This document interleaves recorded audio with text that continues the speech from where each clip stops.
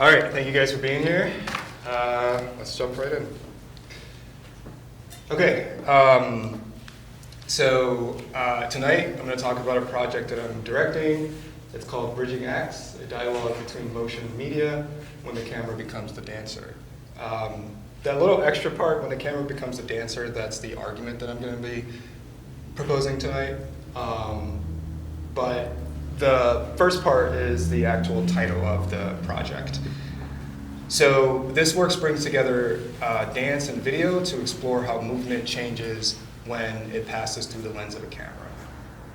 Okay, but before we get into the ideas behind the project, I want to start with a simple question. But first, let's look at our roadmap, right? Because I want us to be appropriately oriented as we move through this presentation. So as you can see, we're going to go through this beautiful roadmap together, and at the end I'm going to propose that dance and media creates a new language, and of course I'm looking forward to pushback and suggestions against that, but yeah, it should be fun and interesting. And then at the end we'll have a Q&A, but feel free to jump in. We don't have to wait for the Q&A. If you have like pressing questions you want to ask me, feel free to jump in anytime during this roadmap here. So we'll begin with a question about the relationship between dance and camera. Then I'll introduce the Bridging Acts project itself, such as who's involved and how it will take shape. From there we'll zoom out and look at the artists that are involved, as well as theorists that has inspired this work. I'm going to show you a few examples of such artists, and then we'll return and talk about the actual structure of this project. So I want you to think about this presentation as a way of moving between practice, theory, and performance, and then we'll come back and hopefully tie it all together in a way that's cohesive and interesting. So let's begin with that question. So imagine watching a dancer perform on stage. Now imagine that dancer being followed by a camera, circling, framing, and interrupting the movement. At what point does the camera stop documenting the dance and start becoming part of the choreography? So that question sits at the center of my project, Bridging Acts, a dialogue between motion and media. So at its core, this project begins with a simple question, such as, when does the camera stop observing and start participating? But before we go any further into that question, let me briefly situate the project itself, right? All right. So this project is Bridging Acts, a dialogue between motion and media. It is supported by the New York State Council on the Arts through the Support for Artists grants. The project brings together dance and media to explore how movement changes when it is captured and mediated through technology. I am directing the project, building on themes that run through my previous work, particularly ideas around memory, embodiment, and mediated experiences.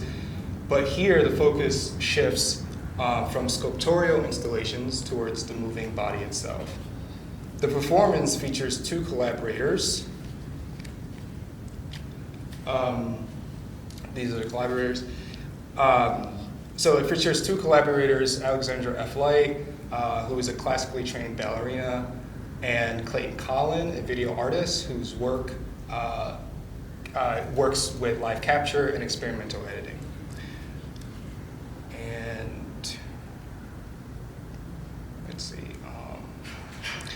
In addition to that, this project includes two public artist talks leading up to the performance, one at Hallwall's Contemporary Arts Center, and the times are tentative at the moment, but the talk at Hallwall's is from 7 p.m. to 8:30 p.m., and the second artist talk is at the Buffalo AKG Art Museum, specifically in the Stanford Judith Lipsey Auditorium from 1 p.m. to 2:30 p.m., And all of this culminates in a one-day performance at the University of Buffalo Center for the Arts Black Box Theater.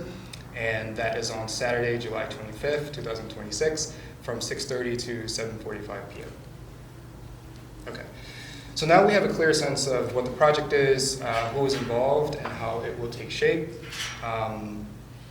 With that in mind, I want to step back and look at the relationship this project is built on, which is dance and camera. Okay. All right. So I'm going to show you some videos, which we have. So for the sake of time, we're not going to watch the entirety of these videos. We're just going to look at them really briefly, just to get the sense of what they're about, and then we're going to move on.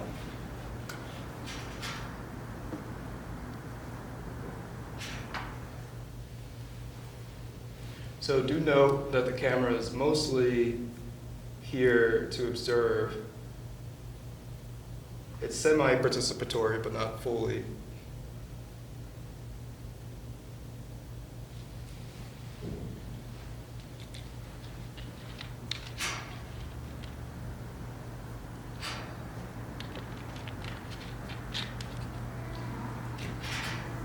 Okay, and let's see if the other one works now. Okay, great.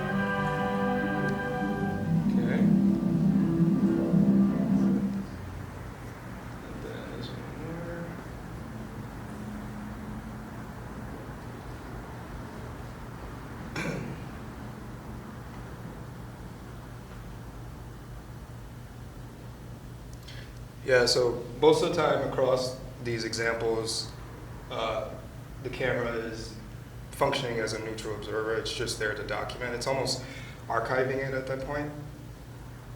And the performer is performing for the camera as opposed to performing with the camera.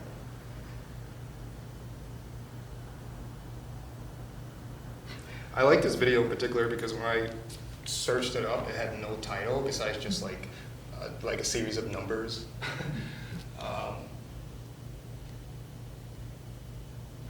So it's kind of makes me think like maybe the person who originated the work wasn't quite sure what it was in general, like just like, oh, here's just this thing.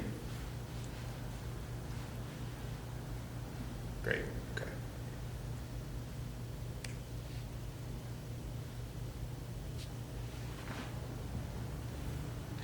All right, so let me, that's that one, I think. That's another one. All right, so traditionally, the relationship between dance and the camera has been quite simple. The dancer performs movement in space, and the camera records that movement so it can be archived, studied, or shared with audiences beyond the stage.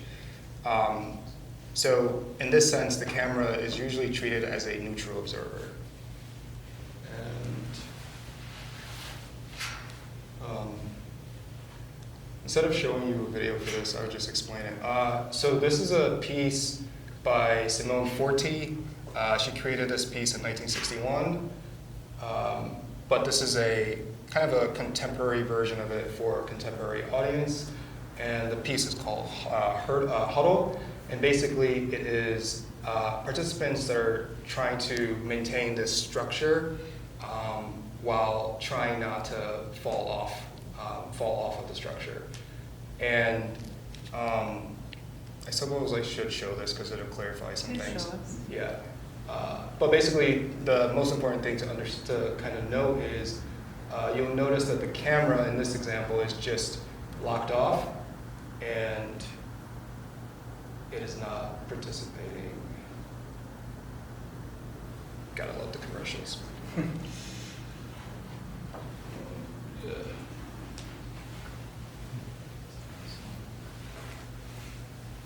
Okay, so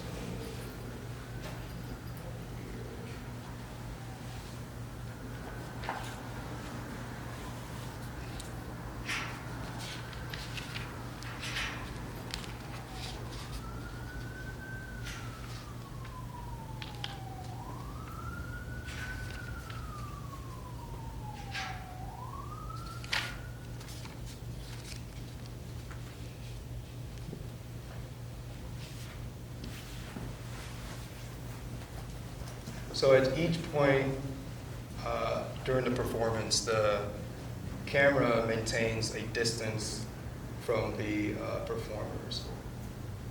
Occasionally you will have some zoom in shots, but for the most part it's distant.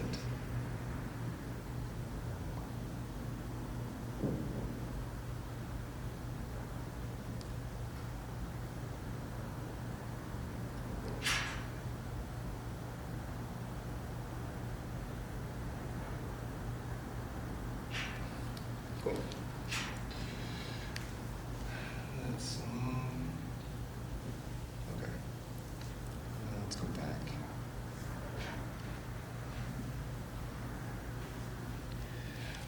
But during the 20th century, artists began to question whether that relationship was really so fixed and whether the camera had to remain passive. So we start to see a shift between this kind of standard relationship with the performer and the camera. So it moves from just strictly observational to something that feels more interpretive and interactive. And one of the pioneers of this was Marsh Cunningham. He was a famous choreographer at the time. And also Maya Deren. She challenged this notion of the camera just simply existing as a documentation, and she wanted it to be something that was collaborative instead of just observational. So,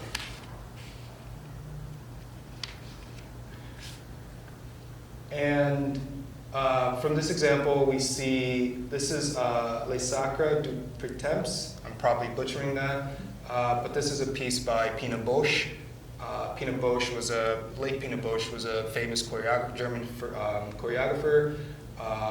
And what she started to do with a lot of her pieces was implement different cameras to capture the performances. So we see on the right, they're using a crane. There's a camera that's attached to a crane, and that allows them to get close enough to the performance that it feels like it's part of the performance. Other times, they're mostly using a camera guy that's on a gimbal or some kind of mobile apparatus that allows them to engage with the choreographers as opposed to just observing it from a distance. So artists like Marsh Cunningham, Maya Deren, and Pina Bausch were trying to extend this definition, or rather this stricter definition of the camera existing as pure observational and thinking about it more as an active participant. Okay. So across many art forms in the 20th century, artists began challenging that traditional boundaries. Choreographers, filmmakers, and visual artists started collaborating and experimenting with how movement could exist across different media. So instead of simply recording the dance, artists such as Michael Clark, Pina Bausch, Marsh Cunningham, Maya Deren, Charles Atlas specifically, began asking, what happens when the camera actively participates in the choreography? So what begins to emerge is a shift. The camera is no longer just documenting movement, it starts to shape it. So this shift becomes even clearer when we look at how media theorists have thought about technology. So we have, on the one hand, this movement that is happening by artists that are redefining the relationship of the camera with the observer. While on the other hand, we have media theorists and philosophers who are thinking about the ways in which the camera as technology is participating in that movement as well. So some of these theorists and philosophers, who I'm just going to briefly touch on, is Marshall McLuhan, Theodore Adorno, Walter Benjamin, and then later Martin Heidegger. So Marshall McLuhan is famous for saying that the medium is the message. So basically, that you're driving on a throughway and let's just, for make-believe, we see a blank billboard, right? The blank billboard is not yet functioning as a sign of information because there's really nothing on it, right? So it's a blank canvas, right? But when we see an advertisement on it, it becomes a medium contained with message, essentially. Not only is it just a sign for advertisement, but now it is a sign that contains the history of whatever advertisement is on it, right? So there's history attached to it, there's locality attached to it, there's culture and tradition that's attached to it once something goes on the billboard, right? But when it's just a billboard, it's just simply existing, right, as pure potential. So Marshall McLuhan argued that the medium is the message. What he meant is that technologies do not simply transmit information, rather they reshape the way we perceive and experience the world. So when dance is filmed, for example, the camera doesn't just capture the movement, right? It reorganizes movement through framing, perspective, rhythm, and editing. So for somebody like Marshall McLuhan, the camera just doesn't record the movement, it transforms how the movement is experienced.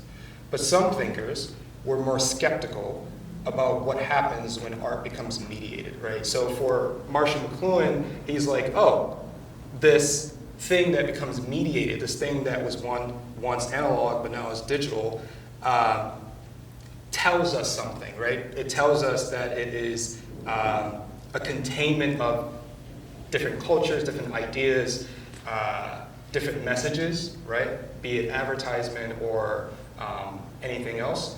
But other artists or other theorists challenge this idea that it's just a mediated thing, right? They were saying, okay, yes, we understand it's mediated, but like, what happens to that thing once it's mediated, right? Is there an impact, right? Is it a bad thing that we take the recording of a live performer and we digitize it, right?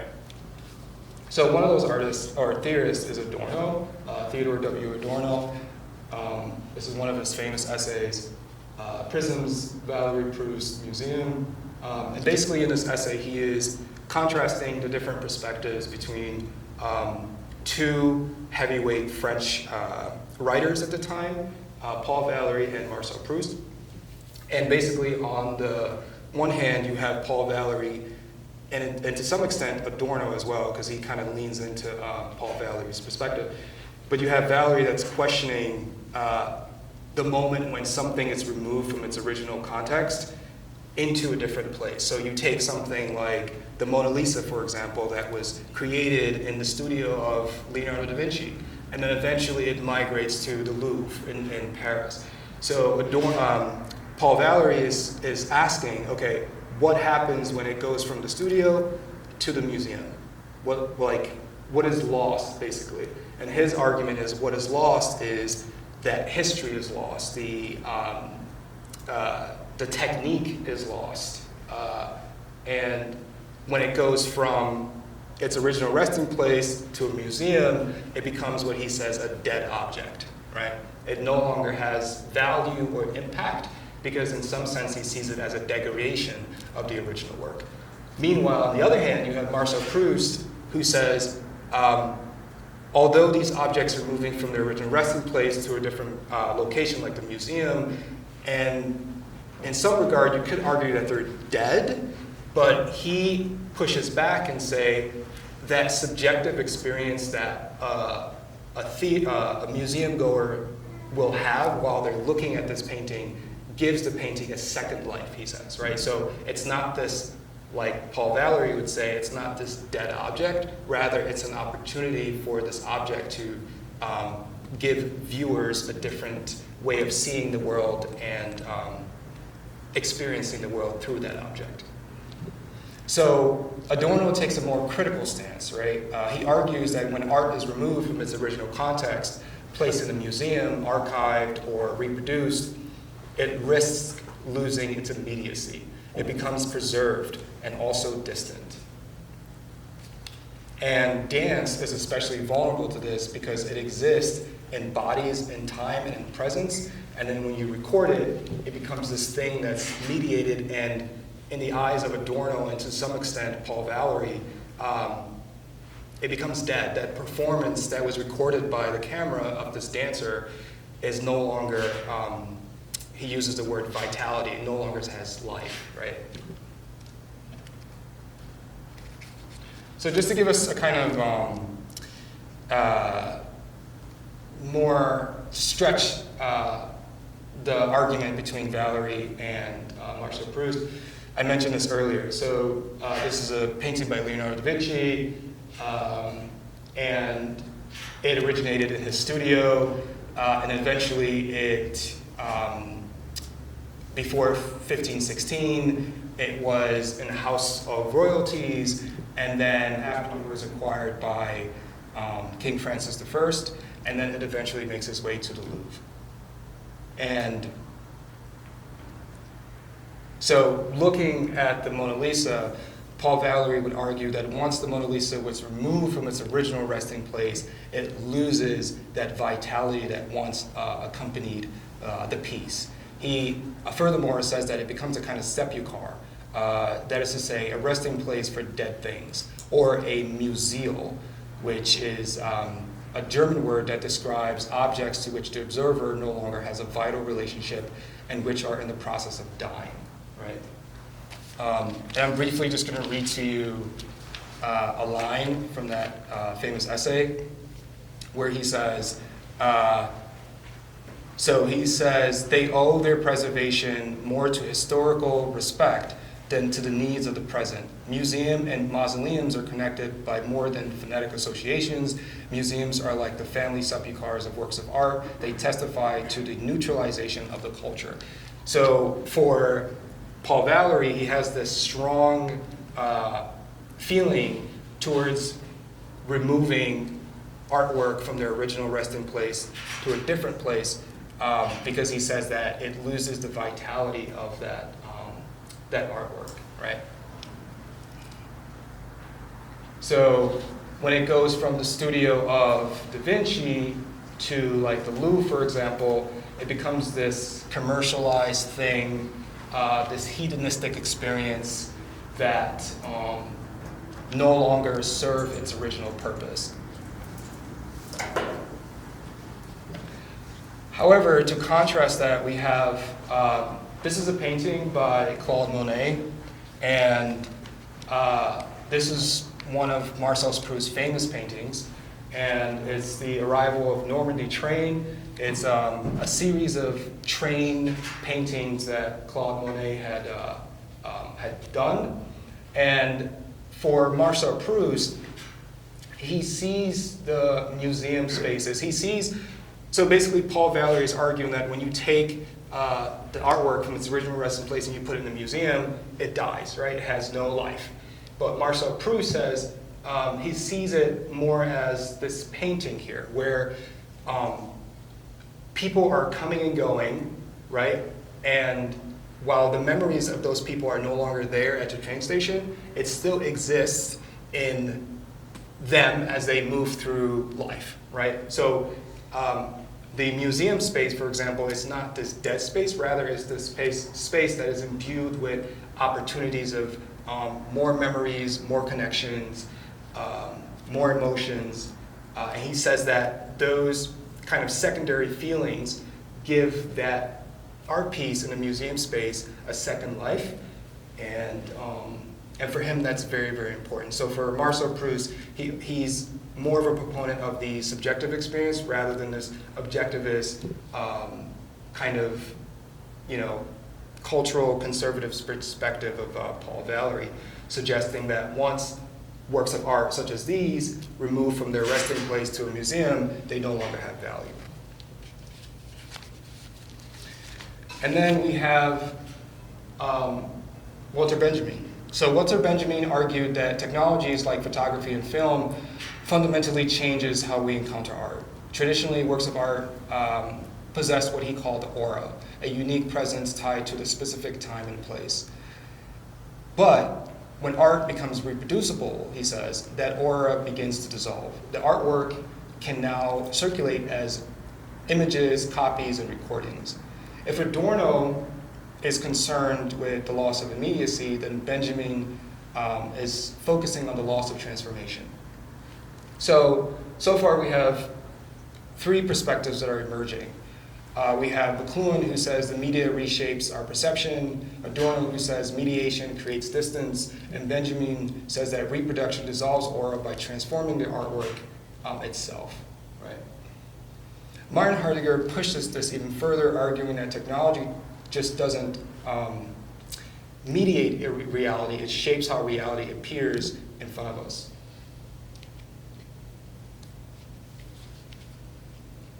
So Heidegger argues that technology is not simply a neutral tool, right? It shapes the way things appear to us. It frames reality in specific ways. And in a sense, that's how I'm envisioning the camera for this project that I'm working on. So if all this is true, then the camera is not just recording movement, right? It is actively shaping how movement exists. So far, we've now moved through four different perspectives, right? So McLuhan says media reshapes perception. Adorno argues that mediation can distance arts from its living context. Meanwhile, Benjamin posits that reproduction dissolves aura. Heidegger says technology frames how reality appears, right? So when we bring all these ideas back to dance, something very interesting begins to happen. So the camera as movement equals choreography. I thought this was funny. So normally, for those that do video, we would edit the part out where he runs into the wall. But choreographers like Mars Cunningham, Pina Bausch, Michael Clark, but Charles Atlas specifically, would say, no, we keep that because it's part of the experience, it's part of the choreography per se, right? And then I want to show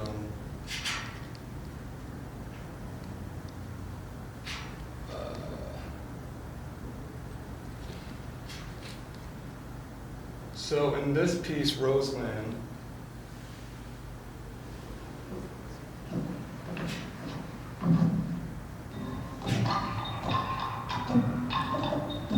so the camera is framing, it's circling.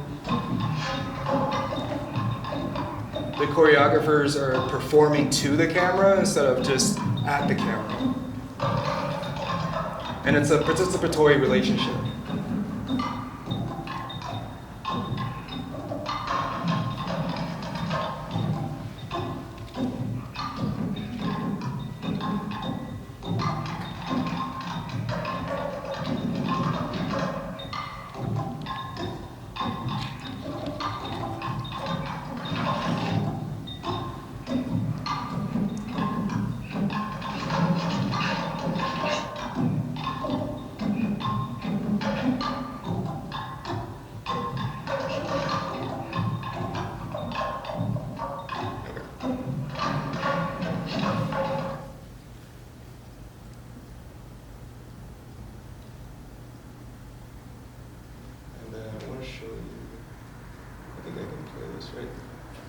So this is a film called Pina. It's a documentary about the late German choreographer, Pina Bausch.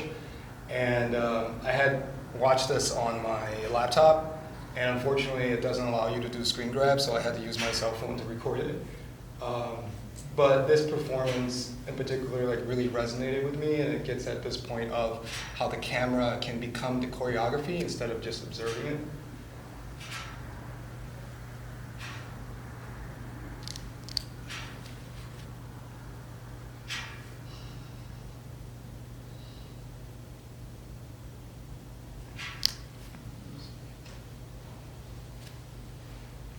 I like to talk to myself while I watch stuff.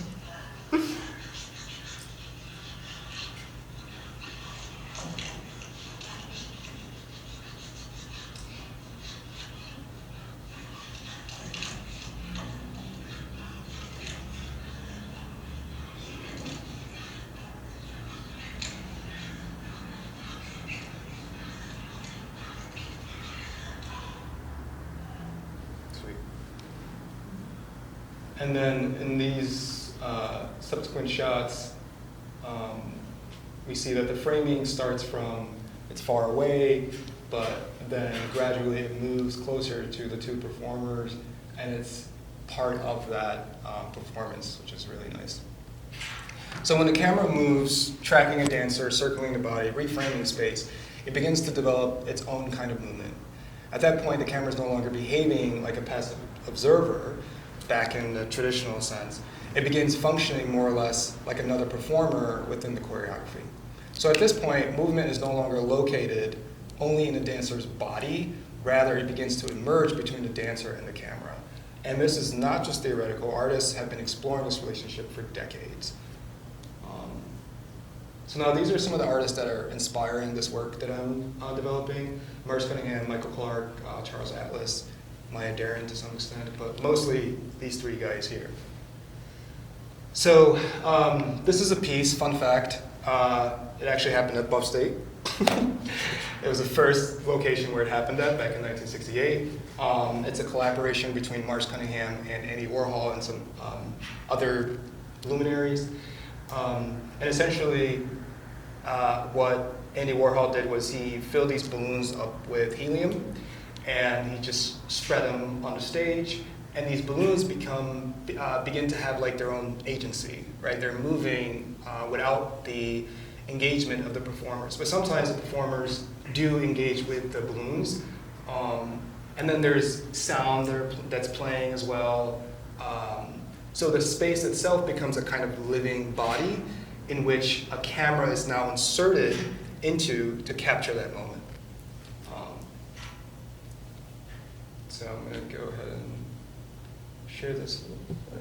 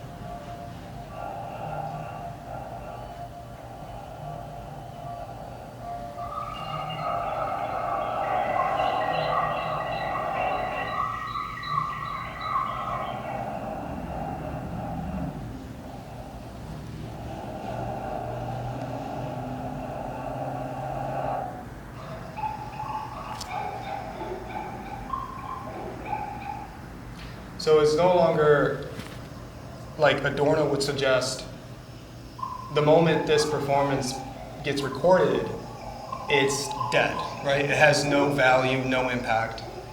But someone like Martin Heidegger would disagree.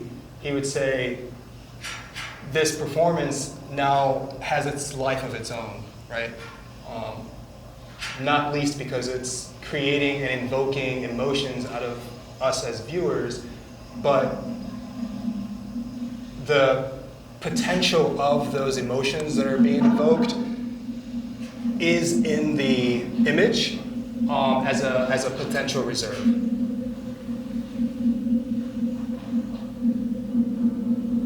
Cool.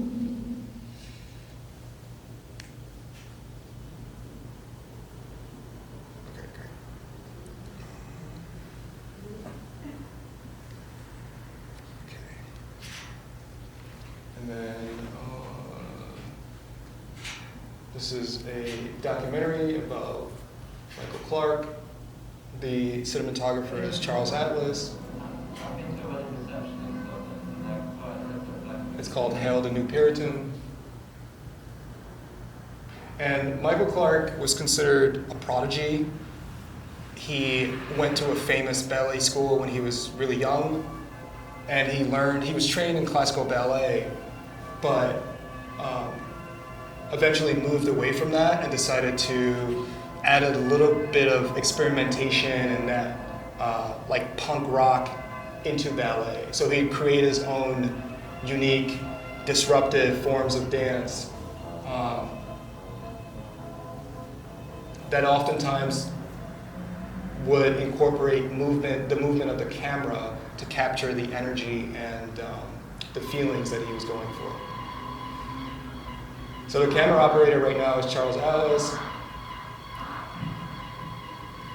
And as you can see, the camera is circling, it's framing, it's part of the dancers. It's actively participating in the moment and in the action.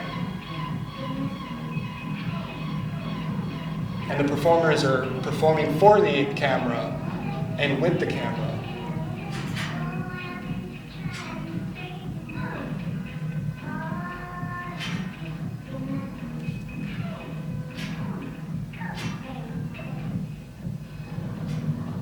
Circling, it's moving in between them.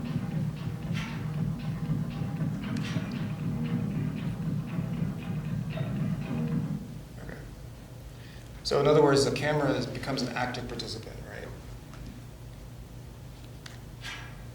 And this is Charles Atlas. Charles Atlas is a videographer who was collaborating mostly with Mars Cunningham and Michael Clark to capture a lot of these active and engaging choreography.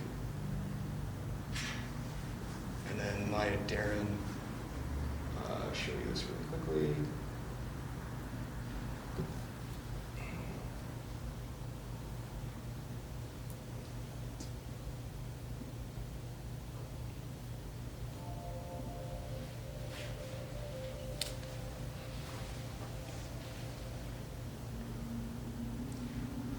So through editing, the performers in this piece are moving through different time and space.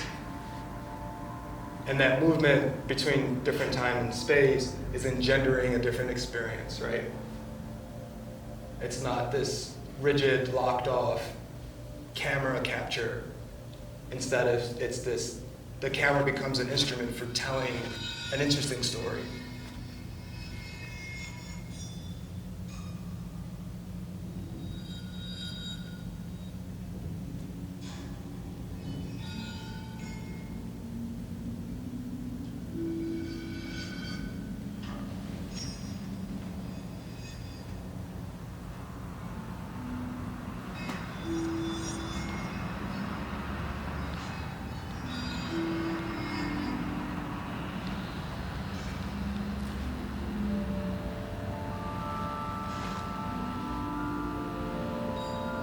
So Maya Darren at the time is challenging this idea posited by Benjamin that once a dance becomes reproducible, its aura begins to dissolve. So she is suggesting with this piece that that aura can live on, and it doesn't just have to be this dead capture, right?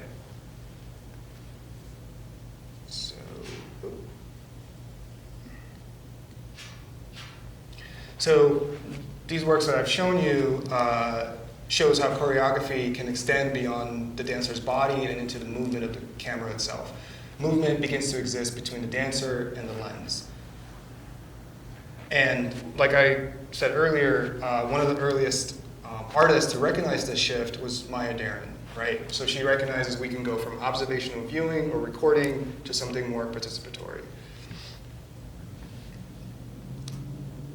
Okay, and then now, so with these ideas in mind, we can now return to the structure of my project, Bridging Acts. So there's Act 1, there's an intermission, and there's Act 2. This is a photo that is not a photo because I don't have any, we haven't done the performance yet or the rehearsals yet, so I don't have any supplementary photos or videos to show you, so I'm just going to explain it. But essentially the performance unfolds in 2 acts. In Act 1, the dancer performs while the video artist captures that movement. During the intermission, the footage is edited. It's edited in real time. In Act 2, that movement returns to the stage in a new form through projection and mediated memory. So essentially, you have the video artist who records the Act 1 comes back for Act 2, and he's trying to remember the performance from Act 1 through his body, but ultimately fails to do so because his memory is unable to fully recollect that performance. So he chooses the mediated version of that performer that he had captured for Act 1. Simultaneously, the performer, the dancer, comes back for Act 2, and she's also present. So you have this present performer from Act 1 with her mediated or digital self. Meanwhile, the video artist is choosing the mediated version of her instead of the actual living body. So what the audience witnesses is not just a performance, but a transformation. Movement becoming image, and image returning as memory. And this is where the question of memory and mediation becomes central. And it's also where the tension Adorno describes becomes visible. The dance is no longer only a live event, again, speaking about my act structure. It becomes something mediated, something remembered. But rather than letting the mediated image replace the live body, my project brings those 2 forms back into dialogue, and most importantly, holds them both in tension. And this brings us back to the question that I asked earlier. Okay, so when a dancer becomes the camera. So in this piece, Maya Daren's pieces, like I said earlier, she's challenging this idea that the camera has to be locked off, disengaged, uninterested in what's happening, functioning essentially as a code observer.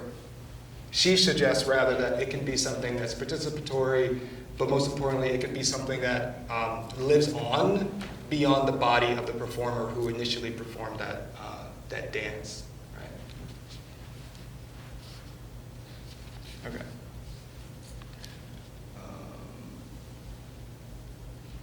All right, and I'm gonna.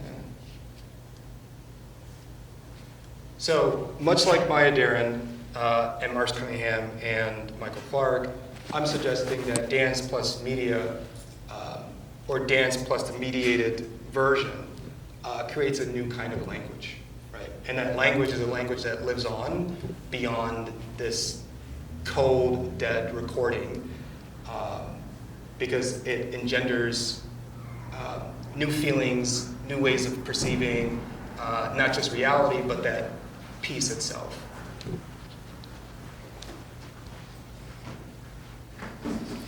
So we began with the question about the relationship between dance and camera.